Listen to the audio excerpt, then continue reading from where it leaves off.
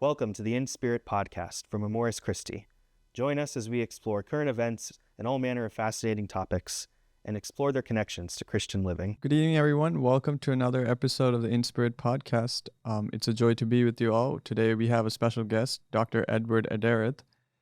Dr. Edward is been an professor of English since 1983, I believe, at St. Albert's College in India. And he's also one of the pioneers of the Jesus Youth Movement. He's a PhD in English literature, has written numerous books, published numerous articles, worked in the church, many political sphere, and so has a wide variety of experience here. And so it's such a great privilege to have you, Dr. Edward. So welcome. Thank you. We also have Father Thomas with us, so welcome, usual crew back. And so I guess it's a special night here in America where we'll probably by the end of this podcast we'll know who our president is because we're recording on our election night. So whatever that feeling brings up, I guess. But how you been, Father? How's it been? How's the week? I've been good. Yeah. A little bit of travel. Yeah. My voice is a little shoddy, but otherwise I'm good. Yeah, and I know you have preparing for your doctoral thesis as well, so we're excited to read that and come across that. So, yeah. And Dr. Edward, how's your week been? Good. I've been traveling a little back to this place again. Yeah, nice. So yeah, Dr. Edward's also here at the Amoris Christi campus as well. So it's a privilege to have him.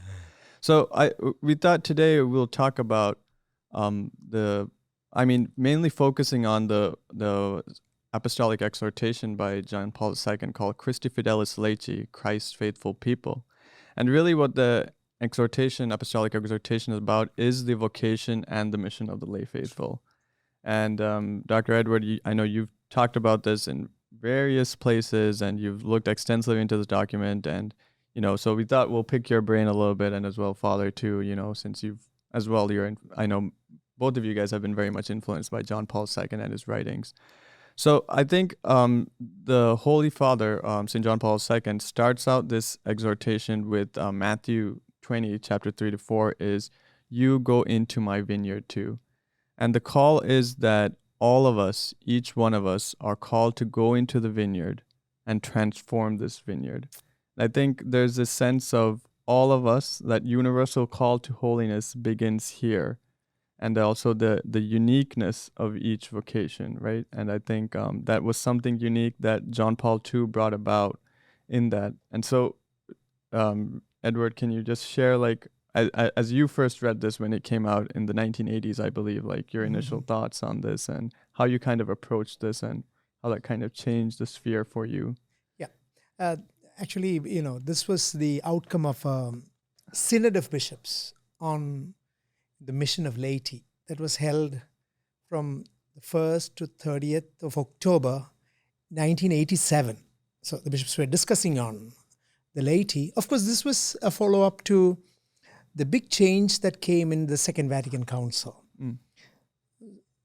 Before that, there are lay people. It's often said that, the definition of lay people before that was, that's also the document speaks about it. It was all in negative terms. Not priests and not clergy. This is a negative kind of a definition. But the Second Vatican Council changed all that. So there was already a whole document on the mission of laity there. And also in Lumen Gentium, there is one whole chapter on the people of God with a strong emphasis on laity. So what I'm saying is, this Synod of Bishops in 1987 was a follow-up on this new kind of a thinking that came about in the Second Vatican Council. And summing up all those thoughts, this 200-page document that John Paul II issues, Christifidelis laici, it is the lay members of Christ faithful. This is released on 30th December 1988, about 1 year after that. It was, in a way, a path-breaking or revolutionary kind of a statement on really speaking about who are the lay people in the church. Humorously, it used to say that before Second Vatican Council, it's just a humorous way of saying, laity, what's their mission? Pay, pray, obey. They used to say. It's a kind of saying that they are, the clergy, the priest will tell you what to do. Obey. Pray a lot. And whenever the priest asks you, pay the money. This is it. But here, in a very radical way, it defines it. It's so exciting to go through it. Yeah. Even now, now if it is 88, how many years now? Even now, when we look back and read it, it is really, even now it's so exciting. So, I have spoken about it so many times, but even now it's so exciting to read it and talk about it. Yeah. And I can imagine, like, when you probably 1980s when you first read this, it was probably very transformative for the people as well, right? True. Yeah. Yep. And Father, I know you've also like kind of are a big proponent of this, of the laity, transforming the world they're in and that call they're in. And I think one unique thing I think that the document also points us to is the nature of the laity in the secular world. Right, like in a way, the ministerial priesthood is in a way, maybe in a way limited to the church, but the laity have that specific vocation of going out into the world, where the church, where maybe a priest or church cannot really go, and transforming that. And I think John Paul II points to that a lot, and so there's that call to go out into the world and transform that, right? And I know you worked before a little bit, and you really took that call to heart. How do you kind of see that call of the laity in going out and transforming the world? Yeah. I mean, I think it's something amazing, extraordinary. It was so attractive to me, before I received the call to the priesthood, I was very passionate about the call of the laity. I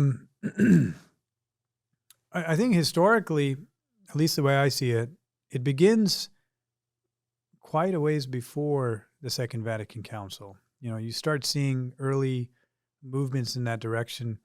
For me, at least, notably is St. Francis de Sales, because he, in the introduction to the devout life, he says basically, listen, if you're a layperson, you don't achieve holiness by trying to become like a monk.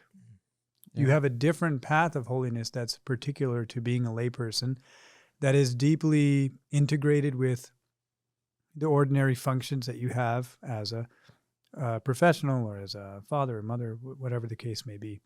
And so it builds up over time. Certainly the work of Opus Dei, sanctifying. I mean, I don't remember what year St. Josemaria Escrivá gave that in, but he has this homily called Passionately Loving the World. Beautiful, powerful homily. So there's all these trends and movements happening, and I think the Second Vatican Council was where that really became concrete. However, the danger is that, you can have the best documents, right? Yeah. You can have the deepest, most rich documents, but at the end of the day, sometimes it's always sometimes it's just that superficial understanding of it that endures, and all the depth is lost, right? And I think the superficial understanding that endured is, lay people, you're really important. But, it didn't really capture the essence of what their vocation was. Yeah. So I think it gets misinterpreted as, oh, well, you should try to, you're kind of similar to priests. Mm-hmm. You too have a priesthood. Well, what's really the difference between a priest and a layperson? You have a priesthood too. Yeah. You have a priesthood too. So you have all these, first of all, you have lay people getting super involved in the church, meaning in the actual ecclesial structures of the church. And then you even have priests where they themselves aren't really taking that distinction very seriously, even liturgically. So you have some of those weird confusions. And I think in that context, this document comes out, Christifidelis Laici, and really nails in the point that your holiness is achieved in the world. Yeah. Your mission is achieved in the world. Wow. And that's a beautiful thing. And it changes everything. I mean, It's really, really powerful. It also, it's not just powerful for the laity, it's also transforms our perception of what we mean by the world. Mm-hmm. Is the world this terrible, evil place that we should avoid and try to hide inside the church? You know what I mean? The laity help us, the whole church, to have a different way of approaching the world. Yeah, beautiful. And I think in the document they talk about like two temptations of the laity, and one is like, I'll just read it and we'll put it up on screen as well. The temptation of being so strongly interested in church service and task that some fail to become actively engaged in their responsibilities in the professional, social, cultural, and political world. I think that's I think both of you touched on this, that we can so see holiness as the more we grow in holiness, the more we become like just in the church, I think that's what you would as well pointed out, like I'll be a lector. I'll be a Eucharistic minister. Yeah. I'll be, whatever I can do that's like a priest, but, not Exactly. quite a priest, Yeah. So, did you see that as well, Dr. Edward, a lot? I think they're talking about the temptations in many of my sessions. I ask, the group. The Pope says in the Synod of Bishops, they pointed out that after the Second Vatican Council, the laity became so active, but still they couldn't overcome two temptations. I would stop and ask the group, what do you think are these temptations? They would say that, too much money, or some people don't pray, some people don't go to church. They can think of all these things, but they could never think of church telling them that you are so very much interested in church and you're limiting yourself. There's temptation to speak the language of inside the church. Yeah. So that you're uncomfortable to speak in a political language or in a media world or in a cultural sphere. Yeah. So to be there, out there in the world. So that's a temptation. Let me protect myself and be inside the church. We never, I think even after seeing it so much, talking about it so much, still it is ever new. Yes, the temptation persists. Yeah.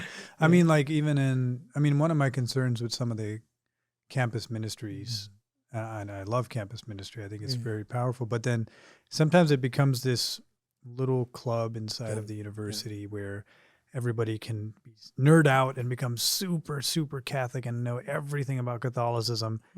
And then they just become removed and sort of irrelevant to the world, which is like a huge danger because the mission is lost. And why do you think that is? Like this apostolic exhortation clearly says that we are to be engaged in our responsibilities in the professional, social, cultural, and political world, but in a sense we want to keep drawing back to, like you said, these clubs or the church. Why do you think that continues to persist?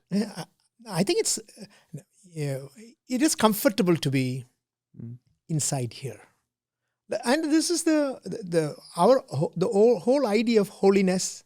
There also, I think when the Pope is talking about holiness, especially, I think our idea of holiness is pray more, be silent, withdraw from the world, like the old Holy of Holies, or the whole plan of Israel's temple, moving from outer court to the inner court, to the holy place, to the Holy of Holies. So you are coming away from the world. But on the other hand, Jesus is going out, and he's saying, go out. Jerusalem, Judea, Samaria, ends of the world. But sometimes you take it only geographically.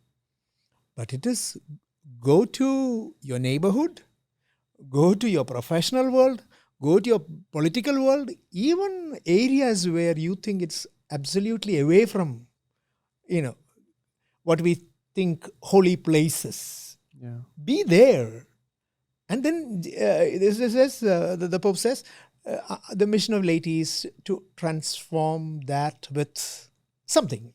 Your message or your joy or your spirit. That becomes the holiness. Doing that becomes the kind of holiness without losing this saltiness or whatever. It's a big challenge.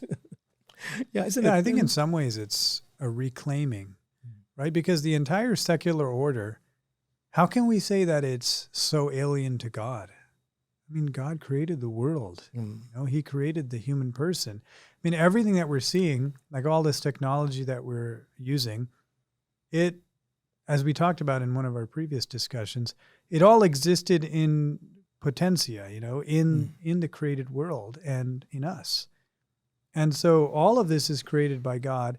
And when we just say that, no, that's all not holy stuff, essentially what we're doing is we're robbing it, we're separating it, dividing it from God. And actually, especially the laity, we're called to reunite everything with God. So yes, there is a missionary aspect, maybe in a more direct sense, especially if you're involved in politics and such. Maybe you can influence policy or in corporate world. But even apart from that, just by entering into the sciences and technology and all these other fields, as a Christian, I'm sanctifying those areas. I'm in my own being, I'm reuniting them with God.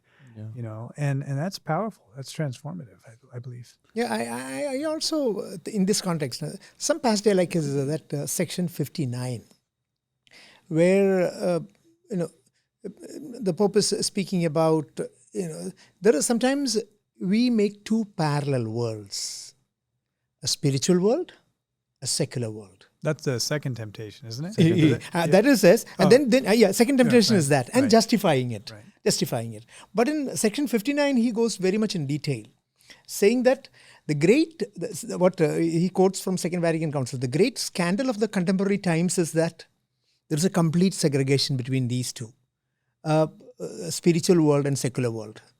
So I think sometimes we promote in a variety of ways.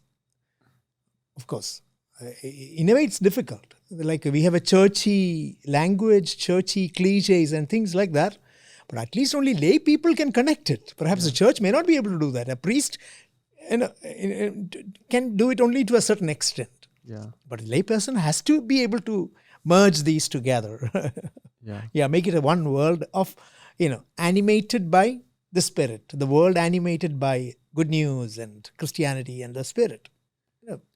Yeah, I'd be very interested, to hear about your experience, Anthony, in terms of you being, like before you joined seminary in particular, but even now sometimes you do these stints with the hospitals and all of that. So, being there as a Catholic, but interacting with other colleagues from different backgrounds and different faiths. I mean, how do you see that being realized, the church's vision in your own experience? I think I guess the beauty of medicine is always I think the vocation is like very much always in contact with the sick, in a way with the poor. So there's like I've always thought of I'm already living out the Christian, calling. So because you're directly in contact with what Jesus has been doing in the ministry of healing. But yeah, I mean, I think also there is, even in that I think there's a unique calling as a Christian. But also for me personally, I believe there's a unique calling in me too, of how I bring the message of the gospel when I'm working in a hospital, of what the Lord is working through me. And so I think the goodness that I'm called to bring, the way I treat my patients, the way I take care of them, I think those are all ways in which, or the way I talk to my colleagues, nurses, Well, that's the part I was especially interested in, because when you're working with your patients, it's more direct and it's you and the patient, and I could see that. But what about when you're working with, I would imagine that a large percentage or a significant percentage of medical professionals maybe don't see eye to eye with the vision of the church, and in different ways. What's that like working in different people? Yeah, I think here where I work in Florida, I don't think none of my colleagues are practicing Christians. And they're curious about like, oh, you can't get married, like those are the kind of questions they're really engaged in more. But honestly, like once they get to know you, that you're, initially there might be a little bit of weirdness, but once they get to know you, they're like, oh man, this guy's just another regular guy. That's a powerful thing. It's a kind of a humanization. It's the incarnation, right? The incarnation of God. It's like, this is a very weird, strange thing, and then they meet the person. You're like, oh, actually, it's not weird. It's very accessible. And then they're like, oh well, maybe you're a little bit religious, or they don't know what to make of it, I guess. But then you hang out with them, you get to know them, you go out with them for dinner and all that, and you get to meet their family. And, I think once they get to know you, they're very open to hear your story and what you're trying to communicate and things. Personally, I mean, I'm very non-confrontational, so I haven't got into like the hot topic issues and things like that. When, it doesn't naturally come up. I think also, I mean, internal medicine is the specialty I work in, so really not a whole lot have to deal with that either, like actively. So like, whether it's pro-life, that we're not in that sphere, directly working in that sphere, so that it doesn't come up. That helps. Yeah, for sure. No, I was reminded of something. One of my friends, he works in the advertising field, a big shot in the advertising field, and he says his friends would say that, when I think of Christians, I think if you tell them that a horse can fly, they'll believe. Okay, yes, they will say, but getting to know you, a Christian, we know that Christians are normal. That's huge. Christians are normal. That's huge. Because they know Christians only from, some images. Yeah. But they don't know a Christian in a normal Christian. Right. Impossible usually. Right. Yeah, and I think our witness plays an That's important huge. role. Yeah. And, I've had some beautiful conversations from colleagues who would be like, oh, you're in seminary studying to be a priest, when did you start, they'll start asking, when did you start believing, how did you come to this decision, so I think there's something there. People are searching, and that comes out in one-on-one and I conversation. think normal is a rare thing sometimes. Yeah. And so that's the fruit of walking with Christ and the way he forms us.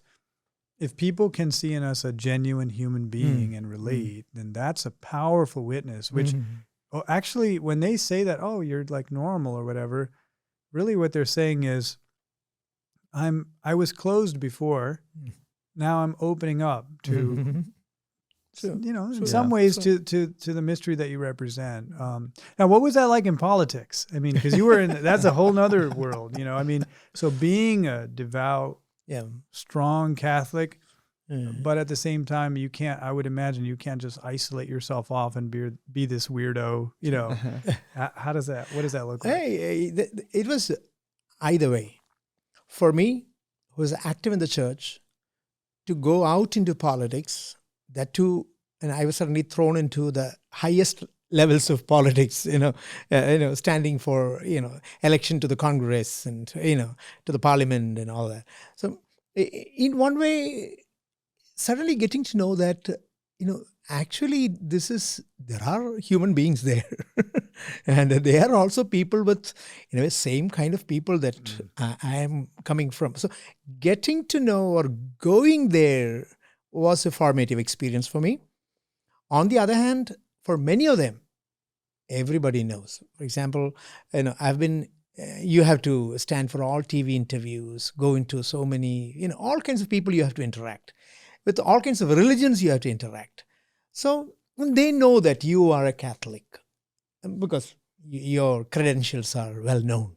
So they know that I am a practicing active Catholic. I've heard some Muslims, some other people saying that you are a praying person. So we have certain positive expectations from you. Some things like that. Or else, later, even after my election time, I was put in various government committees and things like that. Sometimes politicians typically act in a certain way. The expectations are that way. But when you can go beyond, in the sense of, you connect with everyone, you bring about kind of a unity and, working relationships in the groups. You don't discriminate between levels. There are strong hierarchies everywhere. Many people in higher, levels of hierarchy will never go freely to the lower kind of people. Like I was always in charge of the university's, highest policy-making body. I would consult even the lowest level. So all these people are surprised. Then they start loving you. And then they really speak of your faith and your faith life and all that. It had been a really good time of an opening up of various possibilities of witnessing and trying out your faith and living your faith in a newer and enjoyable way, perhaps, which may not happen so much in the church itself. I think so. Yeah, I mean, people have at least a perception of politics as being dirty. Always. Right? Always. So I guess my question is, in your experience, did you find that to be the case? To what extent? And if so, how did you navigate that as a Catholic? And sometimes that was one change that came to my mind. That, see, politics, we have an impression that they are too selfish or too driven by power. Yeah, like narcissistic. And they would do anything for power. That's our impression. But there are some people that way. But there are many, for many people, this is the religion. They don't have this kind of a religion. For them, politics is a place where you offer your life for people. That's the only avenue where you can really offer your services, work hard. Many people are really working for a country, the future of a country, or even for poor people. Yeah. Because sometimes I think that in a religion and church and all that, you connect and relate to only a certain section of people. But then politics, you have to connect with everyone. You cannot think whether it's a good person or bad person or this religion or that religion. And sometimes they demand to a politician, you have to do it. Because they cannot do this to a religious person. To a priest, they cannot go and ask, you have to do it. But to politicians, often they demand. And they have to do. This becomes very true at the middle level and lower level. Higher level, perhaps they are more competitive and they are, really fighting for positions. I see. But not at the other levels. And these other levels there are plenty of people. We don't see them. We only talk about this higher level of people who are fighting for power. Yeah. So you didn't have to encounter that too much? The fighting for power? Everyone, yes. You did? Yeah, definitely. So you spoke a lot about, you saw a lot of virtues, a lot of goodness in politics, more than people would expect. Yeah. And these people are actually giving their lives and serving. But at the same time, you also saw this other stuff that we're talking about. Yeah. How did you navigate that as a Catholic, through the lens of faith? In some ways, you can feel terribly upset. For example, I stood for elections and I was really cheated by people who had plans for next levels. It is very, very evident, very clear that certain people work purposely against you. People who are standing with you or backing you, moving with you. It's very clear. Oh my goodness. That is heartbreaking. They're really doing it. And you have to work with them. They smile, but you know very well, they're smiling and being friendly and working against you. Very clearly. But then we know that, or as a Christian, I know that these people are doing that. Why should I be overly upset? When I failed, perhaps everyone who stood with me were crying. But in a way, I learned to say that, beautiful, God has a plan, wonderful. Wow. Why should I be upset? Wow. That is another kind of a... Well, that's actually very powerful because how you deal with failure, right? I mean, we have the crucifix everywhere. It's like Christianity, the power of Christianity is that it acknowledges suffering, it acknowledges failure, and yet at the same time, it believes in a meaning that transcends failure. Yeah. So like, to me, that's actually one of the greatest witnesses we can make to the world. Not how you succeed, but actually how you fail. There was another point also. Like when people ask me, why you entered politics? They were asking me, why you went into politics? Some people were extremely upset that we left politics and came to spirituality. We gave up politics and came to spirituality. Why did you come from spirituality to politics? This is something they were asking. One of my answers was, Christifidelis laici. I would say that. Because I had given so many sessions I've talked so much about Christifidelis laici, where the Pope is speaking about lay people, your role is outside there. There are these things, but this selfishness or all these competitions, these are no justification for you to say that I will not get involved in politics, because you have a place there. So what I say is that when a call came for me to get involved, I couldn't but say yes. Because as a Christian, as a lay person, when there is a call, it is my Christian responsibility to stand there. In a way, when I failed, though it involved millions of rupees, it was your personal responsibility to spend that and all that. Oh, wow. But then find that and all that. But still, that was, but then, with a Christian backing and background, for you, I stood because that is God's will. Oh. I failed. God has a plan. So why should I be overly upset? I could say that maybe that's a grace. Otherwise, with such hectic work and planning and hundreds of people or thousands of people working with you. And the betrayal. Yeah, and the betrayal, and everyone is telling you, see, this happened, that happened, purposely. Of course, your enemies did it. That is understandable. But even the church did it for you, moved against you. And then your own party, your own workers, those who should have stood with you, faithfully, they betrayed you and worked systematically to kill you. That way. But then when you have this orientation, you feel wonderful. I haven't lost anything.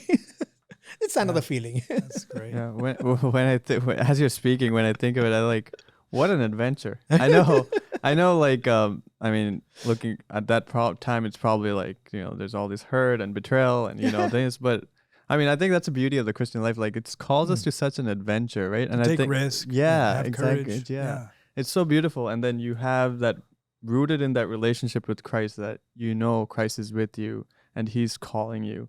And I think, in a way, that adventure is so like, I want to go on this. That's how about I think this is, if you read there has been so many saints who have stood in politics and lived in that way, but their life has always been such challenging and such opposition. Think of Thomas More or anyone that way. But then perhaps that's why the Pope is saying that for lay people, your holiness is inextricably linked to your being in the world and practicing the supreme form of love there. Yes. So it's the highest form of charity. Yeah. The highest expression of charity is holiness. And it is there, not running away from there. So if it's family, there. If you're in media, there. That way. Culture there. And I think there's a uniqueness too, right? To each person. I think the Holy Father also mentions that too. It's not just a like go out into the world kind of thing. It's like what you bring into the world is so unique, right? And I think that, like for each person, it's so unique. And in a way, your salvation actually comes through that. And so in a way, I think we need the world and us going out into the world and, bring, in a way, we sanctify the world, but it also, in a way, our own sanctification comes through that. One more little memory to share. In this Indian politics, there you are made a hero, and you come with such big bang. No, you come to it. So you have to go on a big, like a chariot, greeting everyone and addressing meetings and all that. I had 2 secretaries. Both of them active Christians. So Raiju and another person. So they used to tell me again and again, Edezhath, no bishop can greet so many people, touch so many people, and talk to so many people. No Christian leader can bless so many people as you can do. Like these hundreds, millions of people you are greeting and blessing. And so imagine this is the greatest way of witnessing and evangelizing and giving God's blessing. See it that way. At least there were people to remind me again and again. This is a kind of very sacramental, kind of a very special kind of a Christian witness that I'm doing. Right. Well, and a very diverse cross-section of society. I mean, it's not like, as a priest, primarily you're seeing just Christians, just Catholics. Especially active Catholics, you see. But the people you're interacting with from all different kinds of backgrounds. It's a big. And that's the power of the vocation of the laity. It really is in the world, and I think for some reason that we can get into this mode of I just want to keep receiving healing and receiving being consoled and that kind of thing, and just keep coming to different religious programs and all that kind of stuff, and then it's like I really don't like my job. I met this wonderful. He was a CEO of a company. I think now he's the chairman of the board, but a good Catholic man. He was saying, I used to say, do well at work, do good after work. But then I realized, why? Do good at work. And I thought, that's brilliant. I like that, and he was kind of sharing about how he discovered that, that they shouldn't be separated in that way, And I find that a lot of active Catholics, especially among those perhaps we know, they have that mentality of do well at work, don't cheat, do a good, decent job. But then the good that I'm going to do in this world, that comes after work in the evenings, on the weekends, doing all this stuff. And then you go half asleep to work and you try to get through the day so you can be but that's kind of sad. If there really is that kind of separation to where then what is work? Work actually just becomes the means of getting money for survival. Yeah. True. That's a really sad reduction of the dignity of work. Yeah, and dignity of who you are as a person too. And I think he's very clear on that, like the temptation of legitimizing the unwanted separation of faith from life. Yeah, right? it's the second temptation. Yeah. So I think it's very legitimate. Well, I just want to touch on one other point with young people too, right? Like I think there's this, again, it's that same tendency, I guess you could say, of like, am I like going more, like going at one event after another, just to like the example you gave of what can happen in some campus ministries. But at the same time, I noticed that young people also will be like, well, I'm not relevant in the world yet. I get that sense too. Like maybe but then I as I'm reading this too, the Holy Father particularly calls out young people and says, no, you go into the world. And, you go, you have a particular role, you have a unique role, especially with other young people. And so, Father, just like as a priest. Yeah. Like here we have the School of Nazareth program, and when I work with some of these wonderful young men and women, I challenge them on this point by asking them who they've been interacting with, like on a given week or whatever, because they all, they go to secular universities, but there's always a tendency just to have friends among themselves or with the Catholic campus ministry. They're like, no, I just go to class and then I leave or whatever. And I'm like, so I literally make them interact with other people in their class. And they're like, well, nobody really talks after class and all that stuff. I said, because nobody hangs around. And I said, do you hang around after class? No. I was like, well, how would you know if anybody hangs around? As soon as it's over, you leave, because you already have your friends. You have your, I think just instilling this in the minds of young people to realize this is part of your call. And it's actually very enjoyable and beautiful. You'll meet people from diverse backgrounds. Yeah. And you'll see those seeds of truth and God's grace and his beauty that are actually have been sown outside of the visible bounds of the church. True. You'll be inspired.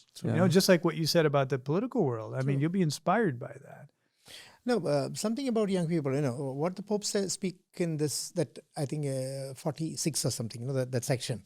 So he says a couple of things. One is young people are almost half of the population in most countries, almost half of the population, the young people are. Then they are the most talented, potent group, such a group of possibilities, especially in this generation. Young people are assuming so much of importance. They are in touch with the culture today and all that. So if they come alive, I think that will be transformative. And JP2 did it. He, I was at that time, when I have good memories of his assuming the office in that October in 1978. I still remember that day. I still remember. That day I still remember. We closely followed his, the path. His, letter to young people, then that another document on young people, constantly addressing young people. And he was the hero of, youth, interested in skiing and in drama, and such a handsome and charismatic person, culture, film, everything he was highlighting. So he came alive. And young people were and he started the World Youth Day. The 85 International Year of Youth in 85, and this big gathering. Even I went to Rome in 85. Oh, wow. Not for that meeting, but I attended another meeting in 85 and visited his private chapel. Wow. Our group was taken to his private chapel upstairs. All that. But what I'm saying is, he believed in young people, addressed young people. Perhaps sometimes we used to ask a question, taking the cue from this document. If young people are almost the half of the parish, do we set apart half of the resources for these people, half of the effort and thought about these young people? So are we taking this proportion seriously? Yeah. They are the future. That way. I think these points he addresses very strongly, even in that whole section on young people in the document. Oh, wow. And this can come, he also says in the second part of that section 46, that he says, this has to be a collaboration between generations. Church has so much to speak to the young people, and young people has so much to speak to the church. And this mutual collaboration between or coming together of generations can only transform the world. I think he did it beautifully, and any community, if this is done beautifully, that means young people are listened to and taken seriously. In turn, they will listen to the elder generation. And that collaboration can transform the world, and I think it's important. Yeah, beautiful. So, and I think for all of us here, John Paul II has been very influential here at Amoris Christi. We released our first episode on the feast of St. John Paul II. Father, and did you ever get a chance to see the Holy Father? Or I did, yeah. I saw him in, what was it? I think it was 2002, World Youth Day, Toronto. Yeah, I mean, can never forget it. I mean, now I was already deeply influenced by him because of his writings. I used to keep a picture of him in my room, I mean, like while he's alive, but it was almost like he was kind of like a saint, I mean, I was like 14, 15, but I would just look in his eyes and feel a sense of hope, because I always felt that he looked on us, the youth, with great hope. And that was a rare thing. Yeah. That is a rare thing, to genuinely feel that somebody looks at you with hope when you're a young person and you're all a mess. Life is a mess and everything like that. So, it was really hard for me when he died, because I was like, oh no, there's nobody else, who has that kind of vision and hope for us as young people. And in a way, I think, it's what Amoris Christi here, does as well. There's that belief in young people too. So could you share a little bit about what Amoris Christi does and the mission here as well? Yeah, well, it's kind of right in line with what we're talking about, because I think it really is a vision of hope, right? The idea of lay people, that everything we've talked about, that you can actually be in the world and live out a holy life there and imbue the world with the gospel, is a message of hope. Yeah. And that's certainly the message of hope that we've taken in to ourselves for reflection, and that inspires all of our work here. Like Amoris Christi, all of us, we work together to try to form Christian leaders for the world. Oh, beautiful. To form people as Christian leaders with the idea that they're going to be in the world. Of course, there's going to be some that will be specially called to be a priest or be a sister, but primarily we're imagining that a lot of these young people who are here in our different programs, that they'll be out there in the world. They'll be Yeah. professionals. They'll be, husbands and wives and fathers and mothers, Mm. imbuing the world with the gospel. Beautiful. What a beautiful mission. And, I know we have a Benefactors Weekend coming up to support this mission as well. So we hope that we continue to, bring more young people to go out into the world and, bring changes. And I mean, that's what this podcast is about in a way. It's about, helping each and every person, or not helping, but calling each and every person to go out into the world to bring the change that God is calling each of you to. And so thank you, Edward. Thank you, Father Thank you. Thomas, Enjoyed. for being with us. And when we talk next time, we'll have a new president. Oh, yeah, right. So You just brought me back down to earth. do not be afraid. Do not be afraid. Keep open the doors of Christ. Yeah. All right. Thank you, guys. Thank you so much. Thank you. Appreciate Thank it. you. Thank you for joining us on this episode of the In Spirit podcast. In Spirit is an initiative of Amoris Christi, an apostolate dedicated to lay spiritual formation. For more information and to keep up to date, you can visit our website at amorischristi.org and follow us on social media.